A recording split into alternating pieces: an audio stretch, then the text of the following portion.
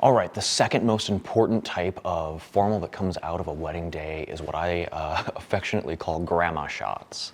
This is the family formals. This is, you walk into any grandma's house and they're up there on the mantle, whether it's just like a picture of the newlyweds together or a picture of the newlyweds with the entire immediate family, that sort of thing. These are incredibly important photos. They document who the family is at this time. Oh my gosh, I remember looking back, or I still can look back at photos from when I was like 3 years old at my aunt and uncle's wedding, and just, seeing all of the faces, seeing how we've all grown up, all the cousins and that sort of stuff, and then also seeing the people who are no longer with us that were a huge part of the family that are dearly missed. So it's so important to create this time capsule of who the family is on your wedding day. As far as the grandma shots go, there's a couple different things that I encourage all of my couples to do. First and foremost, if you have family members that run on their own time zone, do not be afraid to lie to them. Tell them to show up a half an hour early, whatever it takes to get them there on time. For the most part, I found that most family members are really good because they understand that this part of the day, to coordinate this many schedules and get everybody together for these photos is difficult, but it's also very important. And another thing that really helps me out is just knowing the dynamics of your family. So before the wedding, I always send out a questionnaire addressing this, and just it helps me to understand what the family dynamics are. And what I'm talking about is, are all of the grandparents still around? Are they going to be able to make it to the wedding? Are your parents still together? Are there going to be new significant others? Are there difficult feelings because of past situations? I need to know these things so that I don't try to get, the brother and sister who actually showed up to a family event together, and I don't want to, force them to be close together and like try to put an arm around each other. Like, I'm not going to force that if I know about these situations. So it's always important to cover just the different family dynamics so that I can be sensitive to the situations at hand, and therefore just keep everybody comfortable, because that's the number one thing. The photos will turn out amazing if you're comfortable and confident in front of the camera, and it's my job to pull that out of my subjects, and that's really hard to do if you're standing next to somebody that you're mad at. Another really great idea is to designate a aunt or somebody like that to be a wrangler.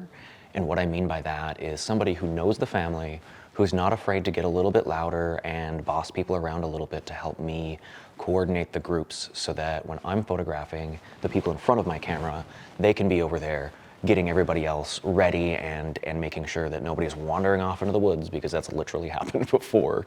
If I'm going to lose my voice during a wedding, it's during this part, and here's why.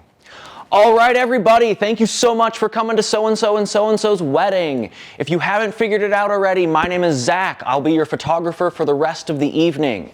We'll be starting family photos in just a few moments, so if you'll do me a huge favor and kind of gather into your family units, that will greatly help expedite the process. Anytime tonight, if you have a group of people together that you would like a photograph with, I would love to make that happen for you. All right, so when we get into family photos, the way that I do this, we start with our gorgeous couple here, and we'll start with her family first. So we have all of her immediate family gathered over here. Where's Grandma? Grandma, okay, come right up over here. We're gonna grab a shot of just the two of them. Mom and Dad, same thing. Individual, Mom and Dad, bam, bam, got both of those. Okay, now at this point, we're gonna take the couple and we're going to put them in the center and get that shot as our set shot. And then after that, we're gonna take Mom and Dad, put one on either side, keep those kids surrounded by love. That's how I like to do it. And then we're gonna add in brothers and sisters. Grandma, come on in here. And then if brothers and sisters are married, we're gonna add those people in. Now I'm gonna open it up to aunts and uncles. Sometimes we do aunts and uncles and cousins and nieces and nephews. All right, now that we've got all of those people in, I'll ask, are there any other variations? Do we have to add anybody else in?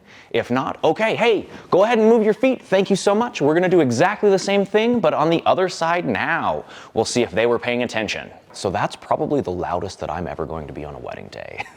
It's really important to know how and when to be that fly on the wall to capture those candid moments. But then also the flip side of that coin is you have to be able to take charge of 60 people who maybe have been drinking already today, and make some beautiful photographs with it. One of the family formals that I'm most proud of from a couple seasons ago is I had a immediate family of 46 people.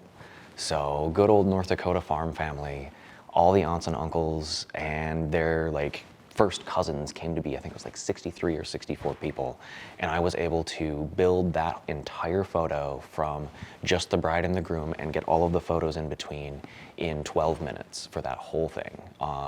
That crew ended up listening amazingly because, believe it or not, with a family that large, they'd been to a few weddings recently and they've kind of seen this system in practice. But my big thing for the grandma shots is let's get it done quickly. Let's get it done beautifully, and then let's let everybody get back on to the reception and the party and the mingling, because that's why they're there.